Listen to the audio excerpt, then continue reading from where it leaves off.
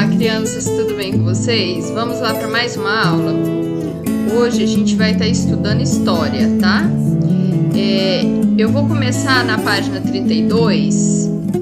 E aí, por que eu vou começar nela? Porque aqui tem um espaço que dá para vocês preencher o gabarito tranquilamente, sabe? Porque daí fica mais fácil para eu estar tendo acesso a esse gabarito, quer dizer, a essa informação que vocês estão aí treinando para fazer, certo? No caderno já fica mais difícil, né, para eu ter acesso. Porque no dia que for entregar, vocês não vão entregar caderno, vocês vão entregar só a apostila, certo? Então vamos lá. Na questão 5, a pergunta é: quais são os serviços oferecidos pela escola, tá? Então vocês vão estar colocando aí o que a escola oferece, né? E aí, para isso a gente vai ter um vídeo bem legal, quer ver? Ele fala da função social da escola, né? A escola, ela apresenta uma função social. Vamos ver?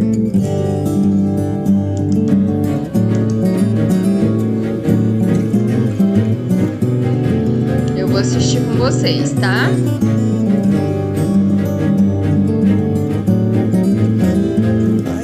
Olha o que fala.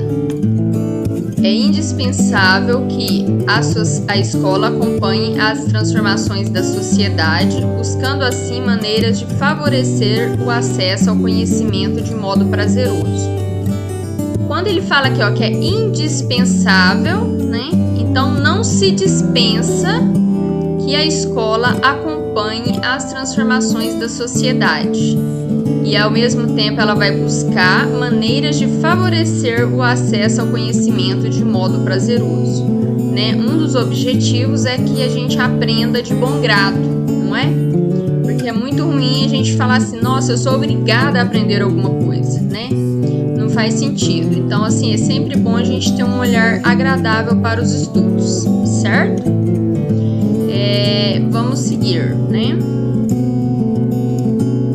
Antes, a escola não tinha essa ideia, né, de prazeroso. Se vocês conversarem com seus avós mais velhos, tios mais velhos, né, vocês vão observar que naquela época, há muito tempo atrás, que diz que colocava até a pessoa ajoelhada no milho quando desobedecia na escola, sabe?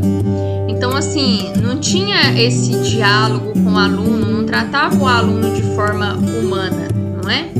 E na medida em que os direitos humanos foram se desenvolvendo, aí houve toda essa mudança de ideal, né? Vamos assim dizer.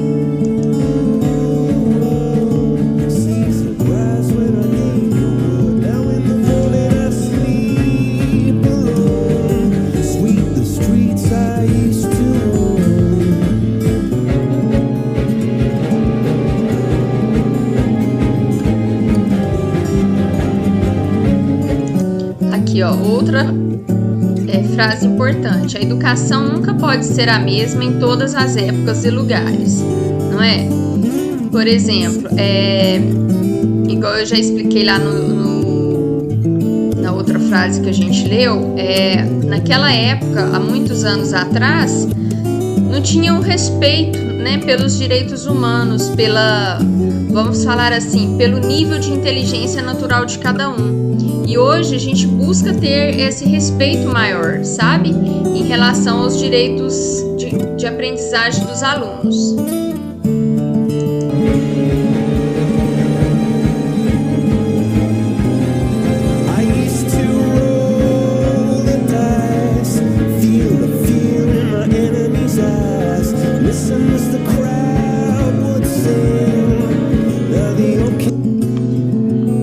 Olha só, vale ressaltar que devido ao seu caráter socialmente determinado, que são as normas, os valores, os modelos de vida, de trabalho encarnados pelas classes que detêm o poder econômico e político, ou seja, a burguesia. Então, a gente tem que saber que existem diferentes classes sociais, né? quando for lá vocês ficarem adultos ou estiver no 2º grau, vocês vão estudar Marx. Marx, ele é no caso, um teórico muito importante na história.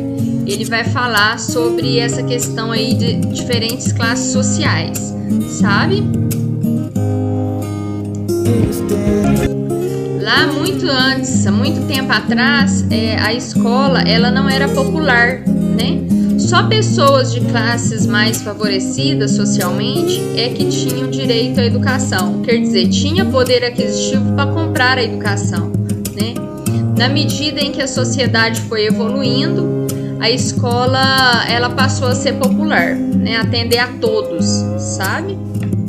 É muito bacana, né? Hoje a gente poder ter direito aí à escola, né? Com tranquilidade.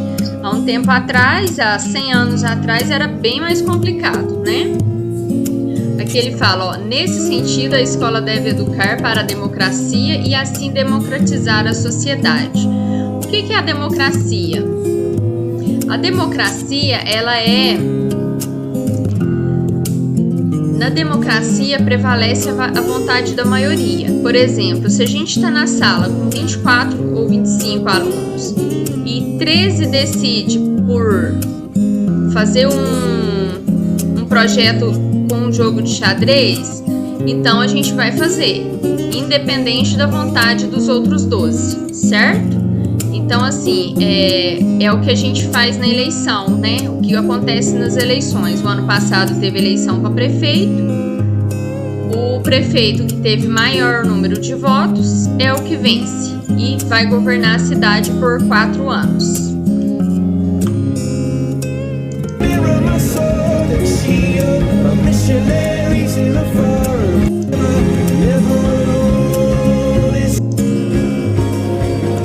Olha só, a equipe pedagógica tem como função rever as didáticas que estão sendo usadas pelos professores. Ela só não trabalha com as partes burocráticas da escola, mas também procura orientar os professores.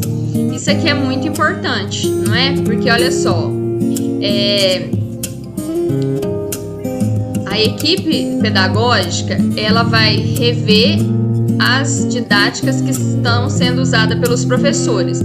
Igual eu expliquei, antes a gente não olhava com cuidado e com zelo para a inteligência natural do aluno, não é? Na época tinha muita bomba escolar, lembra? Quando assim a pessoa ela era penalizada, o aluno era penalizado por não conseguir o mínimo de notas que ele não atingia, né? E era uma coisa assim muito de obrigação, muito tensa, né? Hoje a gente busca ter uma educação mais tranquila, mais assim calma, no sentido de respeitar os diferentes níveis de inteligência.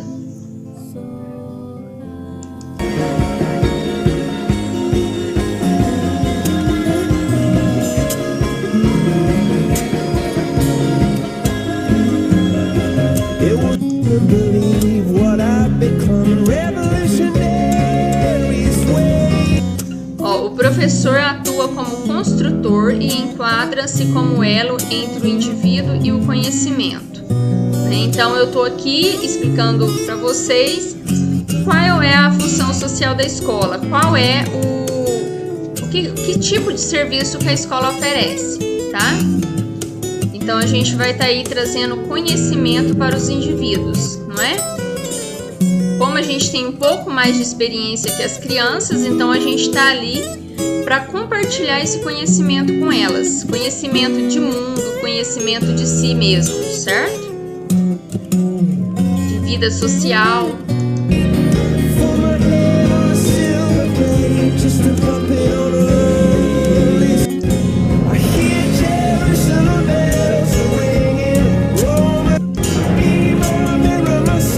O professor deve facilitar o aprendizado do aluno de forma a aguçar o sujeito à argumentação. Então, na medida em que as crianças, né, têm contato com os textos das nossas apostilas, eles leem os textos, eles leem os objetos de conhecimento, eles leem as temáticas, a gente espera que ele tenha mais bagagem para o diálogo, para a argumentação, né? Ele vai saber falar, por exemplo, por que é necessário fazer a coleta seletiva. Porque às vezes a pessoa nunca frequentou a escola, então ela não vai saber fazer a coleta seletiva. Mas na medida em que a criança teve contato com essa coleta seletiva, quer dizer, com esse conhecimento sobre coleta seletiva, né, que foi concluído a partir de pesquisas em faculdades, em cursos de engenharia ambiental, em cursos de, enfim, que trata dessa parte aí de sanitária mesmo, né, das cidades, das engenharias. Então, ela vai conseguir executar essa coleta seletiva, certo?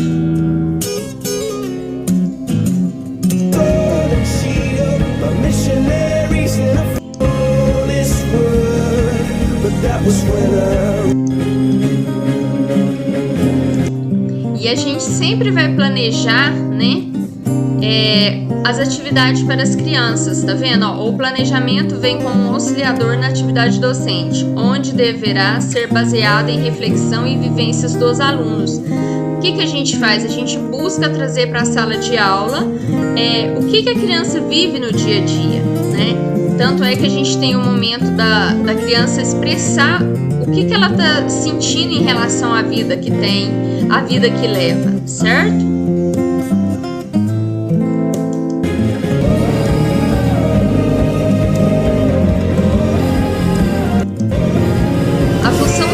Da escola, ela favorece acesso aos conhecimentos, de forma a valorizar seus principais objetivos de desenvolvimento físico, afetivo e cognitivo.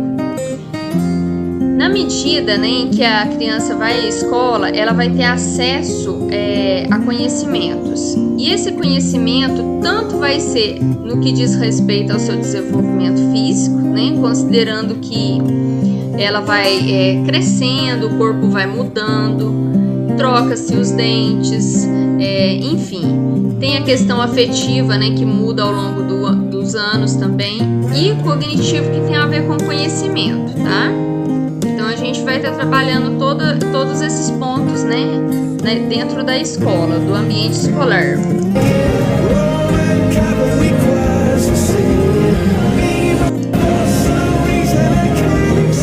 Olha, a escola desenvolve situações que provoquem nesses indivíduos o anseio pelo conhecimento. É tão bom quando a gente sabe fazer alguma coisa, não é? Às vezes alguma coisa tá dando errada e você vai, assiste um vídeo falando sobre isso. Enfim, alguém vem e te fala, nossa, faça assim que dá certo. Aí você faz, é muito bom, né? Então, assim, a gente precisa, tipo, gostar, né, de aprender. É uma coisa muito boa.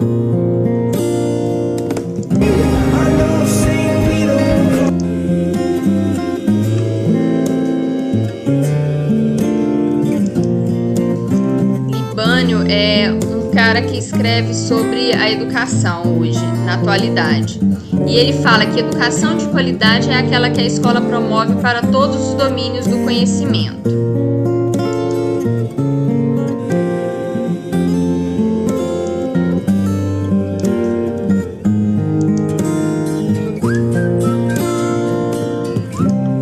Então, olha que interessante, olha. Ele fala que construir e desenvolver a formação do educando, ela ocorre na associação entre diferentes esferas educacionais, ou seja, não é só a escola que ajuda, mas assim, a família também é importante nessa hora, né? Porque ela contribui muito com a aprendizagem das crianças também, certo? Porque a maioria, na verdade, a convivência da criança na escola é 4 horas. Então, o dia tem 24 horas, significa que 20 horas a criança vai estar com a família, né? Então, assim, a família exerce um poder de educação ali, de cultura familiar, de contexto familiar muito grande.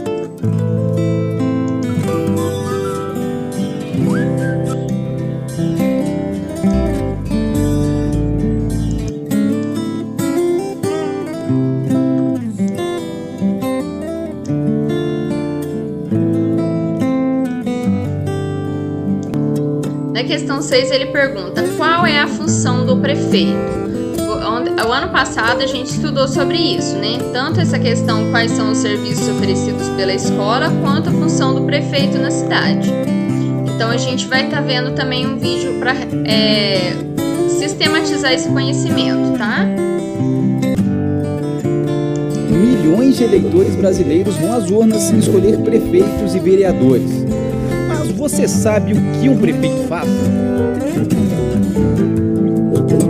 O prefeito é o chefe do executivo municipal. Isso quer dizer que ele chefia a administração da cidade. Cabe a ele elaborar políticas municipais de saúde, educação, habitação. Além disso, o prefeito deve sancionar ou vetar os projetos de lei aprovados pelo legislativo da cidade. A eleição para prefeito segue a mesma lógica da escolha de governadores e do presidente da República. Votação majoritária. Em municípios com mais de 200 mil eleitores, a escolha pode ser feita em 2 turnos caso um candidato não alcance mais da metade dos votos válidos no primeiro turno. Nas demais cidades, quem vencer o primeiro turno, independentemente da quantidade de votos, é o eleito. O candidato à prefeitura precisa formar uma chapa indivisível com o candidato a vice, que vai chefiar a prefeitura em caso de afastamento do titular.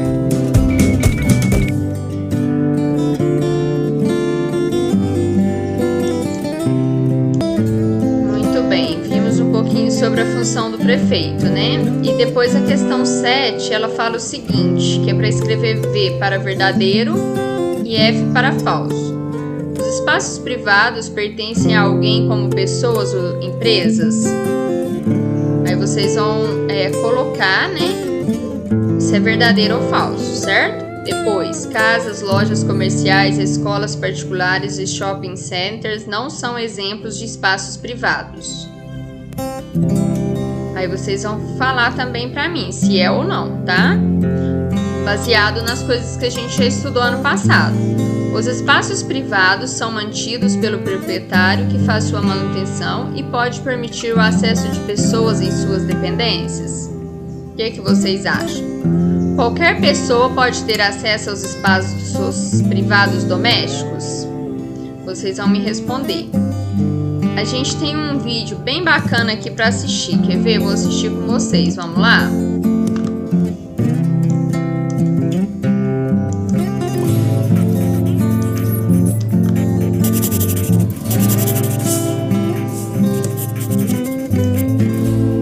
Público e privado.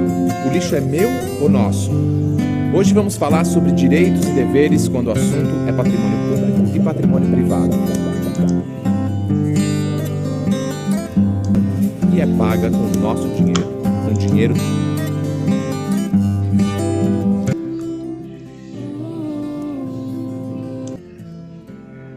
Eu vou colocar de novo esse vídeo para rodar, que ficou picado aqui. Vamos lá.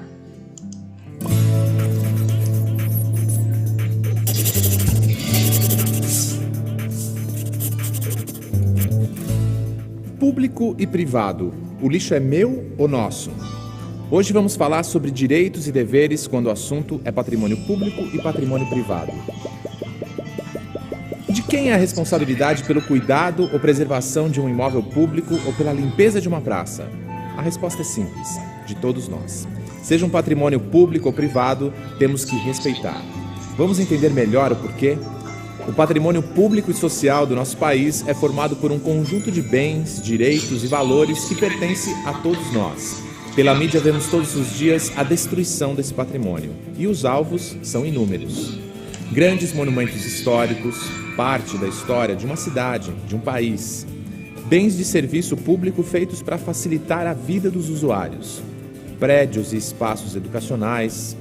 Praças e áreas verdes que muitas vezes viram depósito de lixo e até banheiro. A conta de tanto desrespeito é alta e é paga com o nosso dinheiro, com o dinheiro dos impostos que nós pagamos. Destruir o patrimônio público é crime. A punição está prevista em lei, mas a certeza da impunidade só amplia a onda de vandalismo. Uma realidade triste que pode ser combatida. O segredo é a consciência. É preciso se conscientizar e se apropriar do que é público. O ônibus é meu, o museu é meu, a praça é minha, a escola é minha. Todos esses bens e espaços são nossos. Por isso, é preciso cuidar, preservar. Eu, você, não somos simples usuários. Somos participantes dessa grande engrenagem chamada vida. O mesmo acontece com lixo. Lixo é minha responsabilidade. É responsabilidade de todos. Eu consumi, eu gerei, eu cuido. As lixeiras são bens públicos. São nossas. Mas como cuidar do lixo até o final? Veja só, atitudes simples podem fazer a diferença. Separe o material reciclável e destine a uma cooperativa onde ele irá gerar trabalho e renda. Lá o material será encaminhado ao reaproveitamento na indústria. Um gesto simples que poupa recursos naturais e gera uma montanha de vantagens. Acondicione o lixo corretamente para não machucar os coletores. Cuide da limpeza da porta da sua casa. Respeite os horários de coleta. Evite que o lixo fique exposto à ação de vândalos, animais e alterações climáticas, como chuvas e ventania. Esse trecho do vídeo que a gente viu, né? Ele vai falar da questão aí dos espaços públicos e privados e ele está explicando como zelar por esses espaços, né? Seja público e privado quando se cuida do lixo. Depois a gente tem a questão 8, que são unidades de conservação ambiental. Ele tem... Aí vocês vão colocar, né? O que vocês aprenderam sobre isso? Aqui tem a AGU, ela é a agência... Como que é? Advocacia Geral da União. Ela fala sobre a unidade de conservação. Vamos ouvir para a gente aprender um pouco mais sobre esse conceito, certo? As unidades de conservação, a AGU explica. A Constituição Federal estabelece que o poder público deve estabelecer em todas as unidades da Federação áreas que são consideradas de proteção ambiental, só podendo ser suprimidas ou alteradas mediante lei. As unidades de conservação são uma das espécies de espaços territorialmente protegidos consagrados pela Constituição Federal. Segundo a lei que regulamenta a matéria, unidade de conservação é o espaço territorial e seus recursos naturais, incluindo as águas jurisdicionais, instituído pelo poder público que tem a finalidade de conservação. As unidades de conservação podem ser divididas em duas espécies, as unidades de proteção integral e as unidades de uso sustentável. Nas unidades de conservação de proteção integral, os ecossistemas livres devem ser mantidos sem alterações causadas pela interferência. Olha, proteção integral não tem interferência humana, certo? Olha lá, ó, sem interferência humana. Humana direta. É importante destacar que é apenas admitido o uso indireto dos recursos naturais. Por uso indireto se entende aquele que não envolve o consumo, a coleta, o dano e a destruição dos recursos ambientais. Olha lá, são 4 pontos que estão relacionados a proteção integral. Não consumir, né, nada do lugar da região, não coletar nada, não causar dano e nem destruir. Podemos citar assim como exemplos de unidades de conservação de proteção integral a reserva biológica e a estação ecológica. Já nas unidades de conservação de uso sustentável, a exploração do meio ambiente deve... Olha só, nessa aqui de uso sustentável vai haver exploração do ambiente. Porém, aqui ó, deve garantir a renovação dos recursos naturais, né? Então, assim, não pode explorar além do que o recurso natural pode se renovar.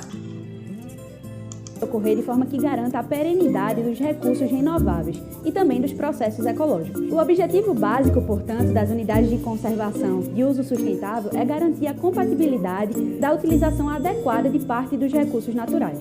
Podemos citar como exemplo de unidades de conservação de uso sustentável, o Parque Nacional e as áreas de preservação permanente. Por fim, é possível que a unidade de uso sustentável seja transformada numa unidade de conservação de proteção integral mediante lei ou até mesmo mediante... Olha só, a unidade de conservação pode ser protegida por lei ou decreto. Um decreto. Mas fique atento que a transformação de uma unidade de conservação de proteção integral em uma unidade de conservação de uso sustentável só pode ocorrer mediante lei, porque nesse caso há uma supressão da proteção ambiental. Para saber mais sobre a AGU e o mundo jurídico, Então, hoje foi o último dia da nossa apostila. Fiquem com Deus. Amanhã vocês vão lá na escola buscar a nova apostila pra gente começar a trabalhar, tá certo? Boa tarde. Tchau, tchau.